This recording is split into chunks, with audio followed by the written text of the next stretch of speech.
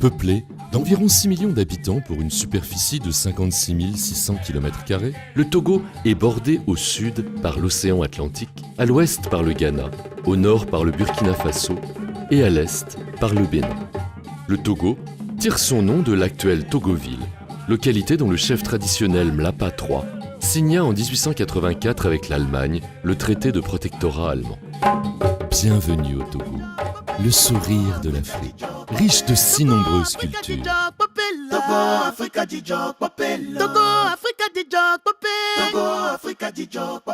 Vous arriverez à Lomé, sa capitale. Lomé la Belle, comme on la surnomme. Un des édifices les plus marquants est sans doute la statue de la colombe de la paix, symbole de tout le peuple togolais. En allant vers la mer, la place de l'Indépendance, récemment rénovée. Une promenade le long de la marina qui longe toute la ville s'impose. Vous observerez sur cette plage unique, parfois large de plusieurs centaines de mètres, la pêche de proximité. De vigoureux pêcheurs, tirant parfois pendant des heures leur filet de l'eau, se donnant du courage à force de chant. Vous pourrez même leur acheter directement le fruit de leur pêche sur la plage. Poursuivez votre chemin et vous resterez en admiration devant les maisons coloniales qui bordent encore la mer et sont présentes un peu partout dans la ville. Faites ensuite une halte au marché d'Assigame, le grand marché de Lomé, et laissez-vous enivrer par ses couleurs.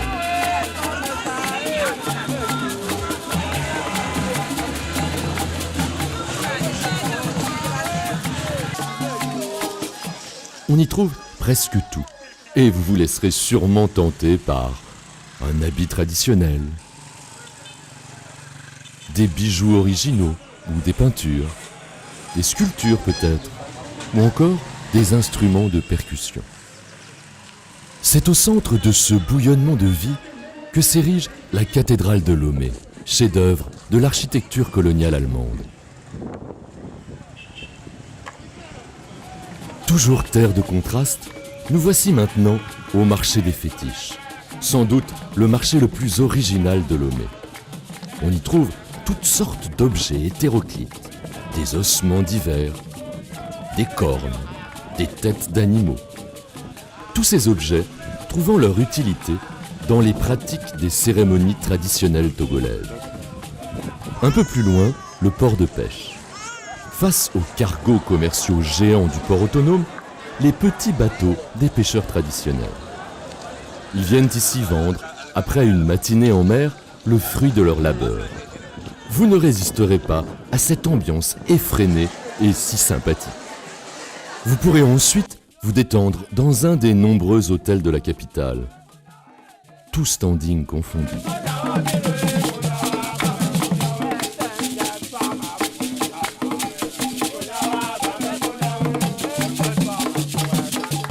Ou aller au club hippique, au golf, au terrain de motocross, ou même faire un vol découverte au-dessus de la ville et de la région à l'aéroclub de Lomé, un des plus anciens d'Afrique de l'Ouest. Le Togo est divisé du sud au nord en 5 régions. La région maritime, la région des plateaux, la région centrale, la région de la Kara et enfin la région des savanes, région où nous commençons notre voyage. Entourée de collines, la ville de Dapaon est la dernière grande ville du nord du Togo.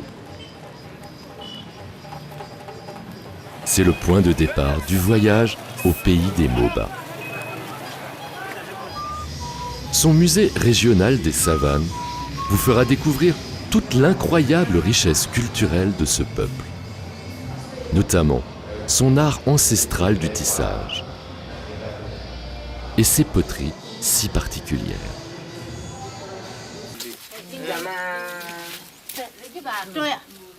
Ce sont les femmes qui, traditionnellement, pratiquent cette activité dans les villages environnants.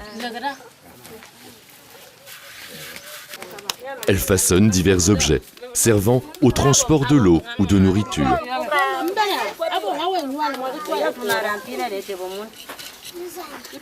Des fourneaux, qu'elles décorent selon leur inspiration.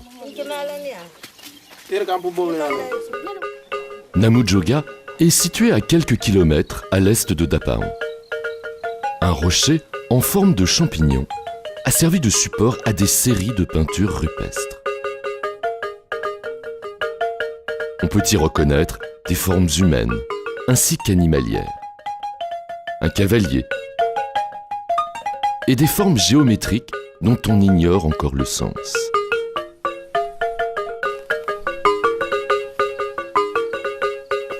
À l'ouest de Tanjoare, un paysage magnifique de hautes falaises s'offre à vos yeux. Ce sont les derniers reliefs du nord du pays, avant l'immense savane qui s'étend jusqu'au Burkina.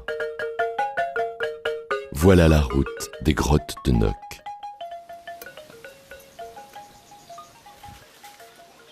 Une fois parvenu au sommet, hormis la vue dominante exceptionnelle, vous découvrirez dans les anfractuosités de la montagne le dernier abri des populations lors des périodes d'insécurité qui ont sévi du XVIIe au XIXe siècle.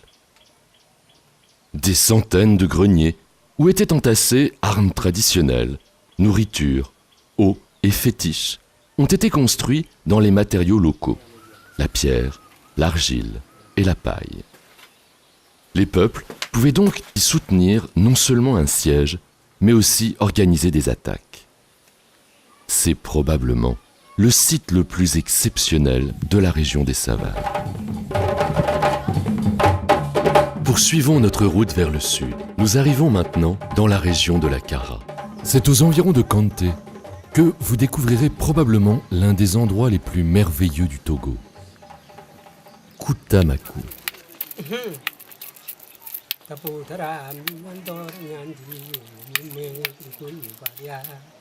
Ici vit l'un des peuples les plus rares et les plus authentiques d'Afrique, les Tamberma, qui ont la particularité de vivre dans des châteaux en terre appelés tata. Pour sa beauté et son originalité, ce site a été classé au patrimoine mondial de l'UNESCO parmi les 100 plus beaux sites du monde. Le tata est formé de plusieurs cases rondes. Au rez-de-chaussée, la cuisine, la meule pour le grain, une étable pour les chèvres et les poules et une remise pour les produits de l'alimentation. À l'étage se trouvent les greniers pour le mil et le fonio. Et plus loin, les chambres à coucher.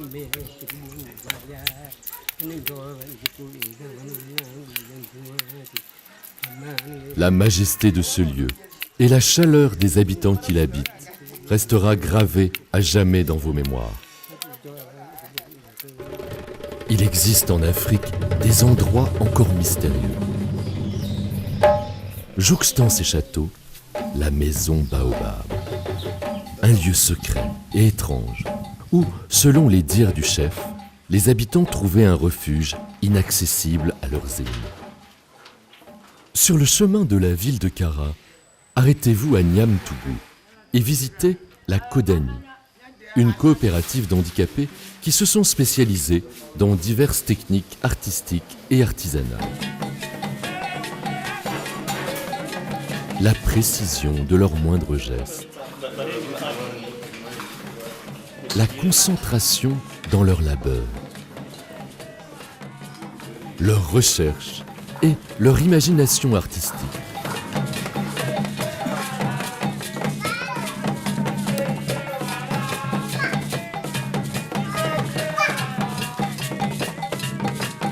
Leur solidarité dans leur travail, qui passe de main en main, suivant tout un processus de production. C'est tout cela réuni qui leur permet d'aboutir à une multitude d'œuvres diverses et variées, qui démontrent encore une fois la profonde richesse de ce pays, dans le travail aussi bien du tissu, de la broderie, de la peinture, des bijoux ou de la sculpture.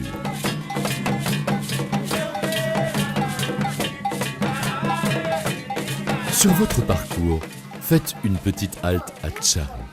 Vous ne serez pas déçus. Autour des maisons traditionnelles, ces cours pavés en tessons de poterie forment des mosaïques des plus étonnantes. Vous irez de surprise en surprise quand vous découvrirez le travail de leurs forgerons. Une technique bien présente encore à ce jour, mais incroyable à nos yeux, en ce début du XXIe siècle. La région de la Kara est celle des parcs naturels. Parmi eux, le parc animalier Sarakawa vous offre la possibilité de safari découvert. Des buffles, des autruches, des zèbres et une multitude d'autres espèces évoluent dans leur milieu naturel en toute liberté.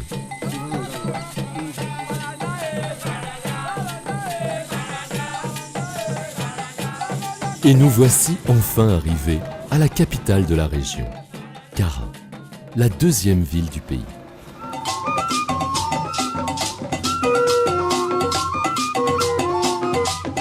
Son musée retrace toute l'histoire culturelle du pays kabyé. Les ornements traditionnels, les armes antiques, ainsi que divers objets d'usage courant et domestique.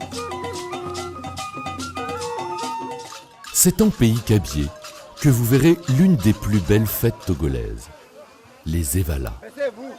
Une fête d'initiation où les jeunes hommes doivent se distinguer par leur endurance et par leur force. Un rite qui dure une semaine, riche en danse, en couleurs, en rythme et bien sûr en lutte traditionnelle.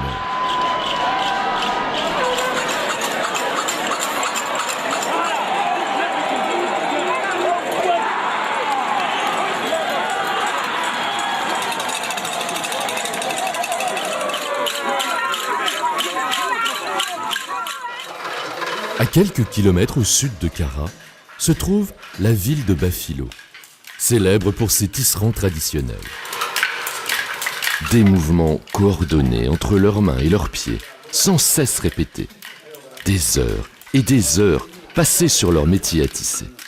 Un art qui se transmet de génération en génération. Ce sont tous ces savoir-faire réunis qui permettent la création d'œuvres originales que vous pourrez emporter pour presque rien. Quittant Bafilo, sur la route vers le sud, vous arriverez probablement à l'un des endroits les plus connus du Togo, la faille d'Alejo, véritable coup de sabre dans la montagne.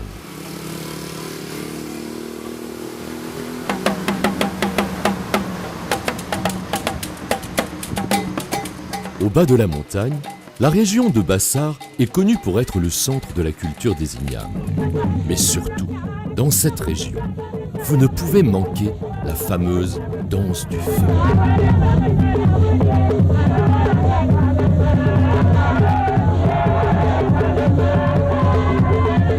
Ce peuple, seul détenteur des secrets de Tobol, a en effet le pouvoir de danser et de lire l'avenir dans le feu.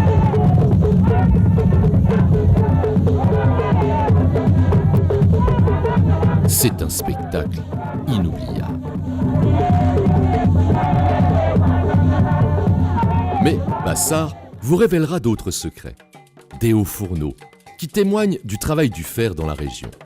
En effet, les habitants ont découvert très tôt que leur sol recelait du minerai de fer et l'ont exploité pour leur usage. Avant l'indépendance, on recensait plus de 500 fourneaux dans la région. Quittant la région de la Kara, nous voici maintenant arrivés dans la région centrale, dont Sokodé est la capitale. C'est notre musée de la région centrale. C'est un musée ethnographique, historique et religieux. Et d'abord ethnographique de par les objets fabriqués par nos parents pour faire passer le rôle et le message de ces objets. Historique, il y a d'abord l'histoire des Tchaouzo. Le musée de Sokodé est un des plus riches et des plus hétéroclites du Togo. Des instruments de musique, en passant par des vêtements, des objets de cérémonie et des bijoux traditionnels côtoient la mémoire des cultes religieux. Paratao, à l'est de Sokodé, est la capitale du royaume des Thèmes. Son chef traditionnel vous fera découvrir la chefferie ainsi que les attributs du roi des Thèmes. Bon, vous voyez ici là, c'est l'entourage du roi. Les thèmes sont aussi connus pour leur cavalerie. Les voir évoluer sur leurs chevaux, harnachés de couleurs vives, élèvent l'équitation au rang d'un art véritable. Bienvenue dans la région des plateaux et à Atakpamé, sa capitale construite sur la colline. C'est un des sommets, avec Badou et Kpalimé, du triangle café-cacao.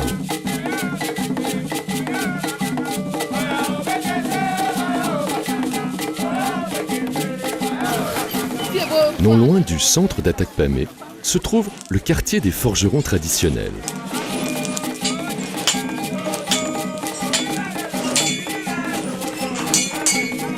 Selon des techniques et des moyens entièrement artisanaux, ils poursuivent la tradition de leurs ancêtres.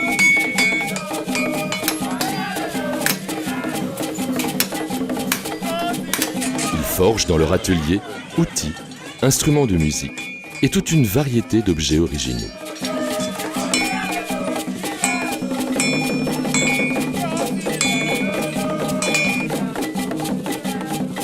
Atakpamé est aussi le royaume des échassiers traditionnels.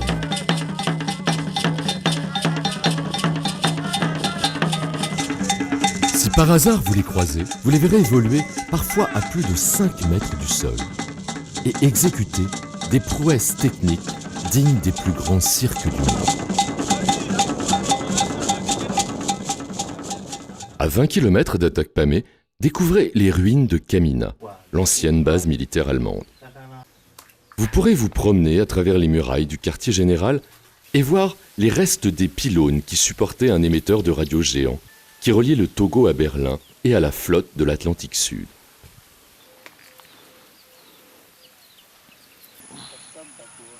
Si vous êtes bon marcheur, vous ne pouvez manquer la cascade d'Akloa. Il vous faudra passer par un chemin serpentant au milieu de la forêt, parmi les plantations de cacao. Traverser des rivières dans un paysage de toute beauté, loin de toute civilisation. Pour enfin régaler vos yeux devant la cascade la plus importante du Togo. Une pure merveille de la nature, perdue au plus profond de la forêt.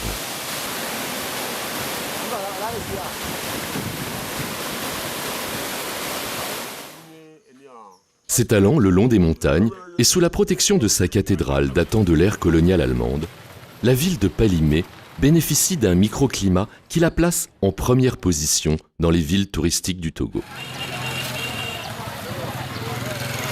Palimé est aussi la capitale de l'Igname et vous ne pouvez y passer sans goûter son célèbre foufou. Une sorte de pâte préparée dans des mortiers pendant des heures pour obtenir l'onctuosité nécessaire. Des sauces diverses l'accompagnent.